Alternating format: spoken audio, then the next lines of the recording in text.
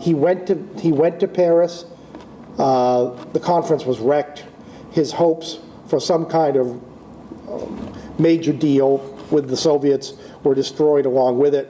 Khrushchev would rather have a short-term propaganda coup, which this, of course, was, and Eisenhower left office, in many ways, an embittered man. And then, of course, there's Bill Clinton. I did not have sex with that woman. Enough said. There are, of course, lies that are necessitated by scandal, by political necessity, if you will. Certainly Watergate falls into that category. There's another kind of political necessity that leads presidents to bend the truth. Please don't misunderstand me, but there were many Americans in the summer of 1990 who took issue with George Bush's statement that Clarence Thomas was the most qualified man in America to be on the Supreme Court. In 1863, Abraham Lincoln lied eloquently when he reassured the newspaper editor Horace Greeley, who'd been on his back about emancipation, that the war wasn't about emancipation. He said, this is a war about saving the Union. If I could save the Union with freeing all the slaves, I would do it.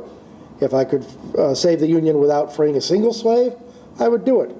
If I could save the Union by freeing some slaves and not all of them, I would do that. And the irony is that even as he wrote that very forceful assertion of his policies, he was at the same time working on the Emancipation Proclamation to free the slaves. What gives? Where's the dichotomy?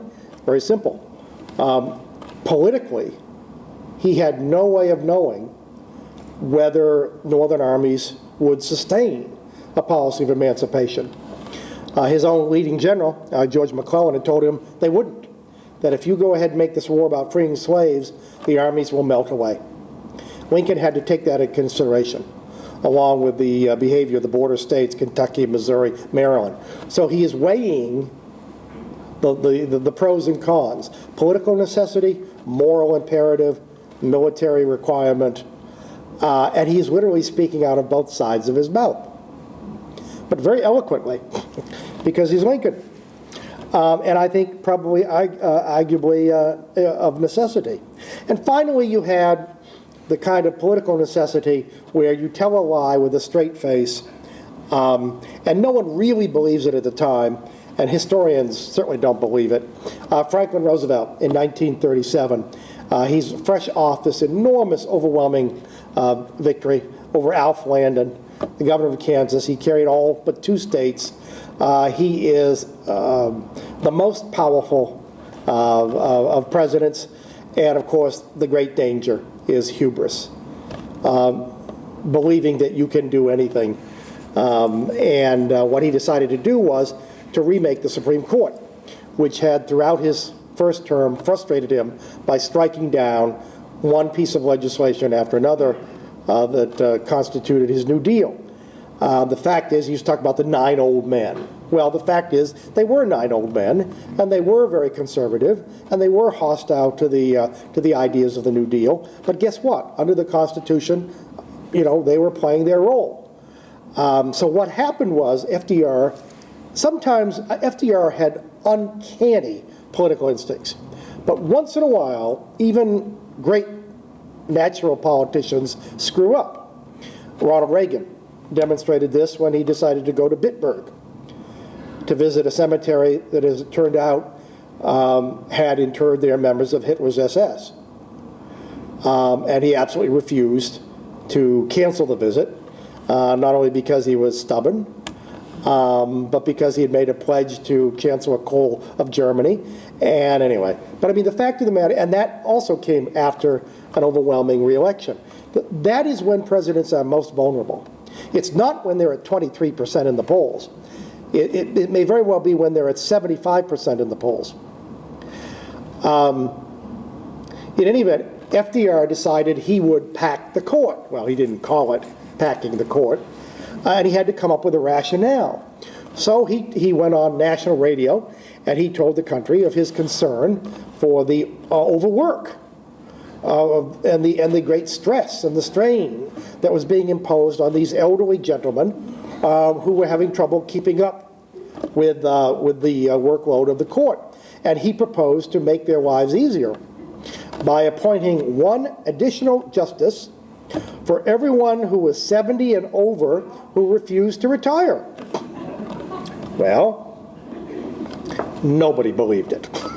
I mean, nobody believed it, including his own troops on Capitol Hill. Sometimes, you ask too much of your supporters. And in the end, of course, they rose up, and the court packing plan was destroyed. Of course, Gerald Ford illustrates the perils of telling the truth. In his 1975 State of the Union address, he made a mistake that no president before and no president since has repeated. He stood up before Congress and he said, "The State of the Union is not good." Well, the State of the Union wasn't. You had significant inflation and an energy crisis and unemployment nearing a post-war high. There were problems in the Middle East. There were problems with the Soviets. Gerald Ford made the mistake of telling the truth.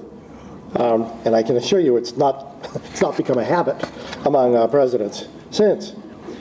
But the most, I think, interesting, the most, in some ways, instructive, and in many ways surprising lies that presidents feel compelled to tell are about themselves, and particularly about their health.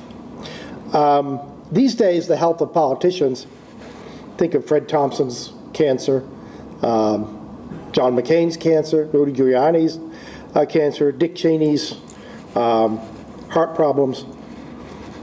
The fact is that they inspire more press coverage, it seems, than do the politics of health. For most of our history, we've covered up White House illnesses as much as the press has covered them. And it began at the beginning. The first president to practice the politics of self-denial was the aforementioned George Washington, he who could never tell a lie. Barely a year into his first term, he fell victim to influenza. Now, that doesn't sound dangerous, but this was a particularly virulent, often fatal form in an age before modern medicines.